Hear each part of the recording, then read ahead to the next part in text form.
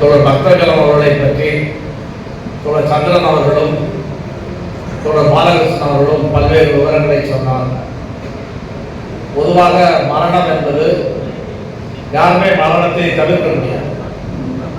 எவ்வளவு பெரிய ஆட்களாக இருந்தாலும் கூட கட்டாயம் ஒரு நாள் மரணம் அடைந்துதான் ஆகணும். இன்றைக்கு கூட சற்று நேரத்துக்கு முன்னால் கத்தோலிக்க மத தலைவர் போப்பாண்டவர் மரணம் அடைந்திருக்கிறார்.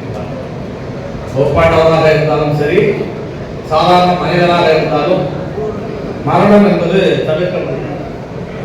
ஆனால் சிலருடைய மரணங்கள் ஒரு வெற்றிடத்தை ஏற்படுத்தும், சிலருடைய மரணங்கள் சில தாக்கங்களை ஏற்படுத்தும்.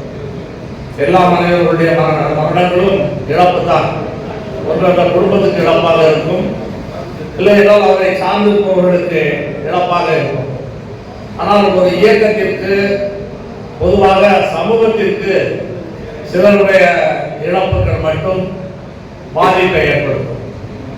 அப்படிப்பட்ட ஒரு தோழராக தோழர் பக்தவச்சலம் அவருடைய மறைவு, அவருடைய இழப்பு என்பது நம்ம எல்லோருக்கும் ஒரு பேரிழப்பு.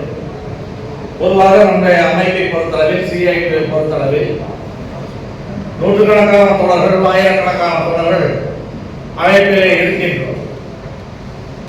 இன்றைக்கும் இருக்கின்றோம், கடந்த காலத்திலும் இருந்தார்கள், எதிர்காலத்திலும் நம்முடைய அமைப்பிற்கு பலர் வருவார்கள். ஆனால் என்னுடைய அனுபவத்தில் நம்முடைய அமைப்பில் ஒரு உறுப்பினராக சேர்ந்து படிப்படியாக தலைவராக வளர்ந்து தலைவராகவே இருந்து ஓய்வுக்கு பிறகும் கடைசி வரை ஒரு மனிதன் கடைசி வரை கம்யூனிஸ்டாக வாழ்வது, கடைசி வரை ஒரு செயல்பாட்டாளராக இருப்பது என்பது மிக மிக அரிது. எத்தனையோ தோழர்களை, எத்தனையோ தலைவர்களை நாம் பெற்றிருக்கின்றோம். சங்கத்தில் ஒரு குறிப்பிட்ட காலகட்டத்திற்கு பின்பு அவர்களது வேலையிலே அது குடும்ப பிரச்சனைகளாக இருக்கலாம், இல்லை என்றால் உடல்நல பிரச்சனைகளாக இருக்கலாம், இல்லை என்றால் தனிப்பட்ட காரணமாக கூட இருக்கலாம். ஒரு குறிப்பிட்ட காலகட்டத்திலே வேலைகளிலே தொய்வு என்பது ஏற்படும். ஆனால் தொடர்ச்சியாக கடைசி வரைக்கும் அப்படி வேலை செய்யக்கூடிய தோழர்கள் மிகச்சிலர் தான். அப்படிப்பட்ட தோழர்கள் இழப்பு என்பது நம்முடைய இயக்கத்திற்கு மிகப்பெரிய இழப்பு. நம்முடைய இயக்கத்தை பொறுத்தளவில் ஒரு சாதாரண உறுப்பினராக இருந்தாலும் கூட ஒவ்வொருவரும் அவர்களுடைய பங்கை ஆற்றக்கூடிய காரணத்தினால்தான் நம்முடைய அமைப்பு உயிர் துடிப்போடு இருக்கிறது. ஏனென்று கேட்டால், இந்த அமைப்பை பொறுத்தளவில் இந்த அமைப்புக்கு பொறுப்பு கூறுபவர்கள், இல்லைன்னா இந்த அமைப்பிலே உறுப்பினராக சேர்பவர்கள் தனக்கு அது கிடைக்கும், இது கிடைக்கும், இல்லையென்றால் ஏதாவது சலுகைகளை அனுபவித்து விடலாம் என்ற அடிப்படையிலே இதில் யாரும் பணி செய்வது கிடையாது. இதில் பணி செய்தால் இழப்புகள் வரும், பாதிப்புகள் வரும், தாக்குதல் கூட வரும். அவ்வளவையும் எதிர்கொண்டு அவ்வளவையும் தாக்கிக் கொண்டுதான் இந்த அமைப்பிலே நம்முடைய தோழர்கள் வேலை செய்து கொண்டிருக்கிறார்கள். எனவே அப்படிப்பட்ட தோழர்கள் இழக்கும் பொழுது அது நம்முடைய அமைப்பிற்கு ஒரு மிகப்பெரிய பாதிப்பாக, மிகப்பெரிய சிரமங்களை ஏற்படுத்தக்கூடிய சூழ்நிலை இருக்கிறது.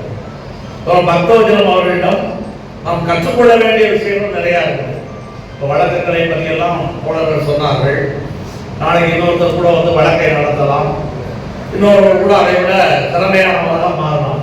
ஆனால் சில குணங்கள் சிலரிடம் மட்டுமே பிரத்யேகமாக இருக்கக்கூடிய குணங்கள். அதில் ஒன்று என்ன, அவர் இந்த சங்கத்துக்கு பொதுச் செயலாளராக இருந்தார். ஒன்றாக இருந்த சங்கத்திற்கு பொதுச் செயலாளராக இருந்தால், அம்பேத்கர் சங்கத்துக்கு பொதுச் செயலாளராக இருந்தால், சம்மேளனத்துடைய நிர்வாகியாக இருந்தார். இவ்வளவு பொறுப்பு வைத்த தோழர் அடுத்த சில தோழர்கள் பொறுப்புக்கு வரும் பொழுது அந்த தோழர்கள் ஜூனியர் தோழர்களாக இருந்தாலும் கூட அவர்களுடைய வேலை, அவர்களுடைய முடிவை கேட்டுக்கொண்டு அவர்களை அங்கீகரித்து அவர்கள் சொல்லக்கூடிய வேலையை செய்வது என்பது எல்லோராலும் சாத்தியமில்லை.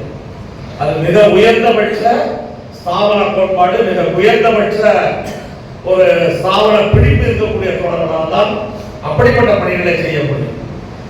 பாலகிருஷ்ணன் பொதுச் செயலாளராக இருக்கும் போதும் அவர் நிர்வாகியாக இருந்தார். அதே போல சேக பொதுச் செயலாளர் போது நிர்வாகியாக இருந்தால் அவங்களுக்கெல்லாம் முன்னாடி அவர் பொதுச் செயலாளர் இருந்தார். கடைசியாக தயானந்தம் இருக்கும் பொழுது கூட அவர் வந்து பணி செய்தார். இந்த தோழர்கள் எல்லாம் அவருக்கு பின்னால் நீண்ட நெடிய காலத்துக்கு பின்பு பொறுப்புக்கு வந்த தோழர்களாக இருந்தாலும் கூட, ஏன்னா ரெண்டு விஷயம் இருக்குது. பொறுப்புக்கு வந்தது மட்டுமல்ல, நிச்சயமாக சில விவரங்களிலே அந்த தோழர்களை விட கூடுதலான விவரம் தெரிந்தாலும் கூட அனைத்தையும் ஏற்றுக்கொண்டு ஒரு கட்டுப்பட்டு அமைப்புக்கு கட்டுப்பட்டு வேலை செய்வது, அமைப்பு தான் பெரியது, அமைப்புக்கு பின்னால் தான் மற்றவை எல்லாம் எந்த அடிப்படையில் முடிவாக இருந்து வேலை செய்வது என்பது எல்லோராலும் சாத்தியமில்லை. சிலர் தடமாறுவார்கள், சில இடங்களிலே வந்து சறுக்கல்கள்லாம் ஏற்படும். அப்படிப்பட்ட எந்த விதமான ஒரு சறுக்கலும் இல்லாமல் ஒரு இருக்கக்கூடிய ஒரு தோழரை நாம் பார்ப்பது, கண்டறிவது, இயக்கத்திலே அப்படிப்பட்ட தோழர்களிடமிருந்து கற்றுக்கொள்ள வேண்டிய விஷயம் என்பதுதான் நம்ம தோழர் பக்தவச்சலத்தில் மிக முக்கியமாக கற்றுக்கொள்ள வேண்டியது. அதே போல அவருடைய நேரம் தவறாமை, அவர் எடுத்துக்கொண்ட பணிக்கு எந்த அளவிற்கு முக்கியத்துவம் கொடுக்க வேண்டுமோ அந்த அளவிற்கு முக்கியத்துவம் கொடுப்பது. இப்படி இந்த மாதிரியான சில குணங்கள் சில குறிப்பிட்ட குணங்களிடம் மட்டும்தான் இருக்கும். அமைப்பிலே இன்றைக்கு நாம் இருப்பதெல்லாம் பொறுப்பு தான், இது ஒரு பதவி அல்ல. இந்த பொறுப்புக்கு நாளைக்கு இன்னொரு தொடர்கள் வரலாம், வந்தாலும் கூட நாம் அமைப்பை நேசிக்க வேண்டும், அமைப்பை பின்பற்ற வேண்டும், அமைப்பினுடைய கோட்பாடுகளுக்கு உட்படுத்திக் கொண்டு செயலாற்ற வேண்டும் என்பதை கற்றுக்கொண்டு அதற்கு ஏற்ற அடிப்படையில் செயல்படக்கூடிய தோழராக ஒரு பக்தவச்சலம் அவர்கள் இருந்தார். அதான் நாம் அவரிடம் கற்றுக்கொள்ள வேண்டிய மிக முக்கியமான பாடம். இன்றைக்கு அவருடைய இழப்பு என்பது நம்முடைய அமைப்புக்கு மட்டுமல்ல, அந்த குடும்பத்திற்கும் ஒரு பேரிழப்பு தான் இருந்தாலும் கூட அது தவிர்க்க முடியாது என்ற அடிப்படையில் ஒரு பக்தவச்சலம் அவர்கள் விட்டு சென்ற பணி, அதே போல் அவரிடமிருந்து நாம் கற்றுக்கொள்ளக்கூடிய பாடங்கள் என்ற அடிப்படையில் அதை பயன்படுத்தி நம்முடைய அமைப்பை மேலும் அடுத்த கட்டத்திற்கு முன்னேற்றி செல்வோம். அதுதான் தோழர் பக்தவச்சலம் அவர்களுக்கு நாம் செலுத்தக்கூடிய உண்மையான அஞ்சலி என்று சொல்லி தோழர் பக்தவச்சலம் அவருடைய நாமம் வாழ்க என கூறி வாய்ப்புக்கு நன்றி கூறி முடித்து